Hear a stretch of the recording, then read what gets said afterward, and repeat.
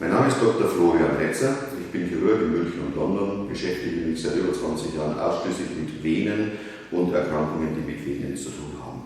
Heute wollen wir über das Lipödem sprechen. Eine Erkrankung, die erst in den letzten 10 Jahren in den Fokus der Medizin, letztlich damit auch in den Fokus der Öffentlichkeit gerückt ist. Das Lipödem ist eine krankhafte Vermehrung des Unterhautfettgewebes der Frau, betrifft überwiegend die Unter- und Oberschenkel und das Becken, gelegentlich auch Unter- und Oberarme, wobei diese Form deutlich seltener ist. Die unmäßig starke Vermehrung dieses Fettgewebes tritt in der Regel mit der Pubertät auf und nimmt einen langsam fortschreitenden Verlauf, wobei jede Hormonänderung, interessanterweise sowohl ein Plus als auch ein Minus an Hormonen, eine Steigerung der Aktivität dieser Lipödemzellen zur Folge hat. Das heißt, beispielsweise beim Einsetzen der oralen Antikonzeption, sprich einer Pille, kann sich dieses Fettgewebe deutlich vermehren. Setzt die Probandin dann die Pille wieder ab, hat das leider unter Umständen den gleichen Effekt. Über die Ursachen dieser Fettgewebsvermehrung rätseln wir noch im Wesentlichen. Es ist ganz sicher, dass es eine genetische Komponente gibt. Wie bei den Krampfadererkrankungen treten auch sogenannte familiäre Clusterbildungen auf. Es ist eine Erkrankung, die ausschließlich das weibliche Geschlecht betrifft. Sie ist eben auch an die weiblichen Geschlechtshormone gekoppelt. Und wir wissen auch, dass die Erkrankung nicht reagiert auf Diät oder vermehrte körperliche Aktivität. Wir bezeichnen das Fettgewebe, dieses überstarke Unterhautfettgewebe, als diätresistent. Das heißt im Umkehrschluss natürlich auch, die Patientin kann selbst sehr wenig gegen das Lipödem tun. Und im Jahr 2009 hat nun ein Ausschuss an Wissenschaftlern und wissenschaftlich tätigen Medizinern erstmals eine Behandlungs- und Diagnostikleitlinie zum Lipödem erstellt. 2016 wurde diese erneuert, sie entspricht jetzt dem Standard einer sogenannten S2-Leitlinie. Das ist in der Medizin eine sichere Leitlinie, an die man sich als Arzt halten kann. Diese Leitlinie empfiehlt dementsprechend auch, wenn eine sogenannte konservative, also nicht operative Behandlung in Form von manuellen Lymphdrainagen, Kompressionsbehandlung etc. nicht anschlägt, die therapeutische Fettabsaugung als Therapie der Wahl. Das heißt, hier wurde das erste Mal oder wird auch noch das erste Mal die Fettabsaugung nicht nur zu kosmetischen Zwecken, sondern als Therapie eingesetzt, denn das Lipödem gilt als Erkrankung. Das Lipödem kann durch diese Fettgewebsvermehrung zum Beispiel zu einer vermehrten Speicherung von Gewebsflüssigkeiten in der unteren Extremität führen. Wir sprechen von Ödemen. Die Patientinnen sind teilweise sehr geplagt mit schweren, geschwollenen Beinen. Lipödem-Patientinnen neigen übrigens, das ist ein diagnostisches Kriterium, sehr stark zur Blutergussbildung, Hämatome aus heiteren Himmel.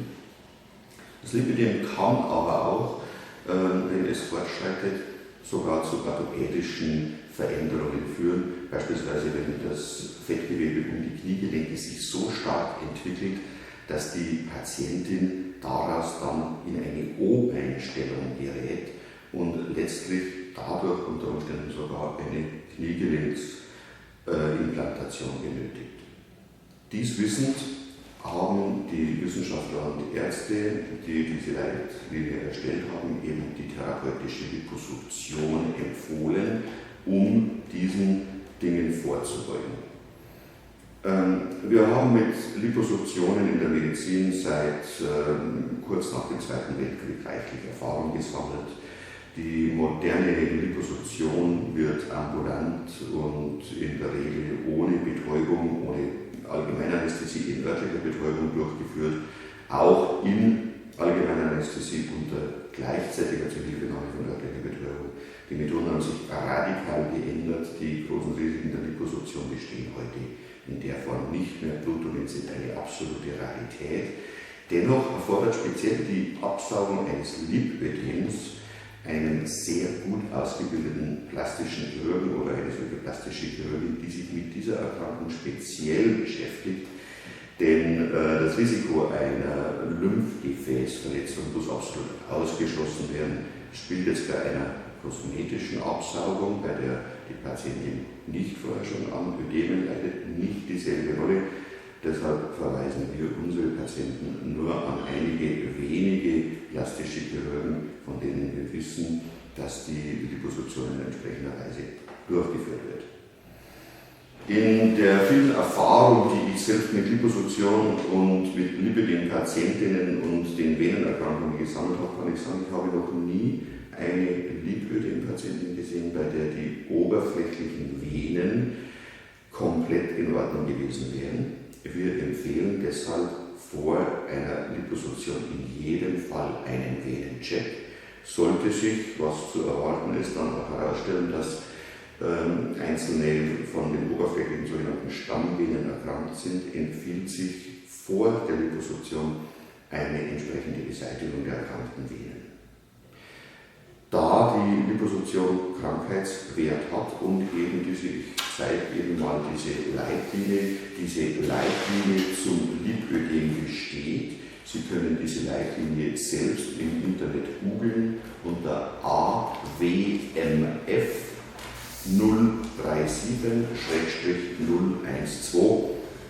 Da wir also diese Leitlinie haben und bei einer eindeutigen Lipödem-Diagnose die Patientin also an einer anerkannten Krankheit leidet, ist es sehr oft möglich, eine Kostenübernahme auch der therapeutischen Liposuktion durch die private oder auch in mittlerweile immer mehr Fällen durch die gesetzliche Krankenversicherung zu erreichen.